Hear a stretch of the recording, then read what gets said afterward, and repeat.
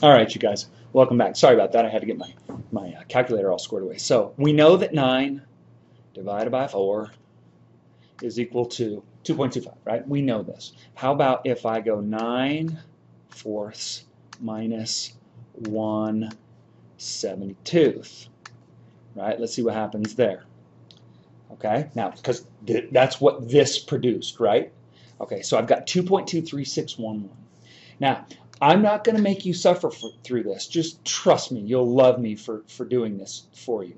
I know I have my formula, so if I stumble back over here, we'll do this so that we don't have to get too crazy with this. Let me change color because this is starting to get a little bit muddled.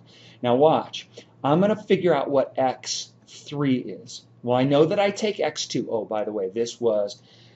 I guess, you know what, let's go, let me show you a trick real quick if you haven't already seen this. I'm going to turn this into a fraction, all right, and I get 161/72. So 161/72, okay? Now I know that x3 is going to be x sub 2 minus f of x sub 2 divided by f primed of x sub 2. But our numbers are going to get really out of hand really quickly.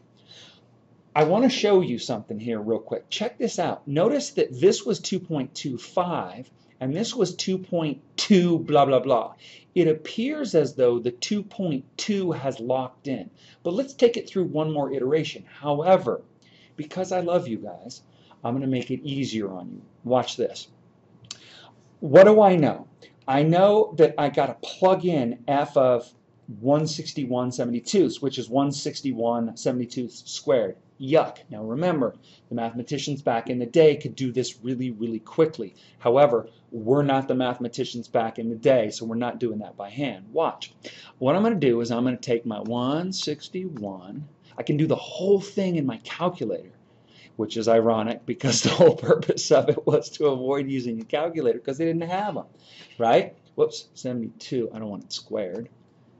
What am I doing? Sorry, you guys. Delete. Okay. Wait, what is that? Delete. Oh boy.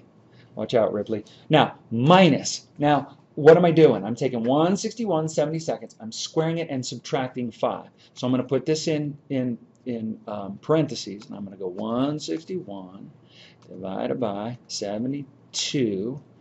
Oh, you know what? I better stick in. This is actually really good to see a little calculator work here. I'm going to put this.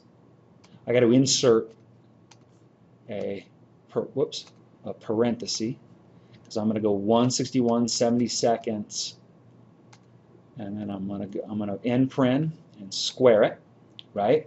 And then minus 5. So basically what I'm doing is I'm just sticking the function in, this guy right here, I'm sticking in my calculator, and then I'm going to divide by f prime of 161/72 or 72nd. So I'm going to go parenthesis and I'm going to go 2 times, and then we'll go paren 161 divided by 72. All right, and paren, because I'm just trying to get this, trying to do it in one fell swoop. Now what's that? Look at that. I have 2.236. Isn't that cool? Now, look at that. This was 2.23607, right? That's what this guy is. But notice, it appears that I have locked in on 2.236. Now, let's see what the actual square root of 5 is, just for giggles.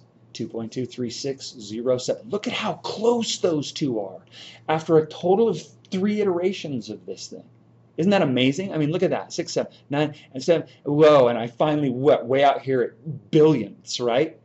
It's crazy how quickly this works. It's really, really cool. Now, in class, I'm going to show you how to do all of this in your calculator. However, on a test, let's be very clear, and I'll repeat myself. On a test, I will probably make you go through the first 2 iterations by hand. Of course, you can check it with your calculator, but I want to see that you know how to do this. Believe it or not, it's a very simple program. I mean, think about this.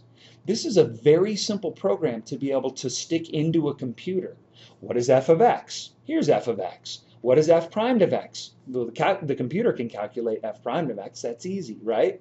And then just all you'd have to do is hit enter, enter, enter, and it would go through iterations for you. In fact, I'm not entirely certain if TI-84 does this, but I know that there have been graphing calculators that use this very formula, this guy right here, to solve for zeros of functions because it works so well.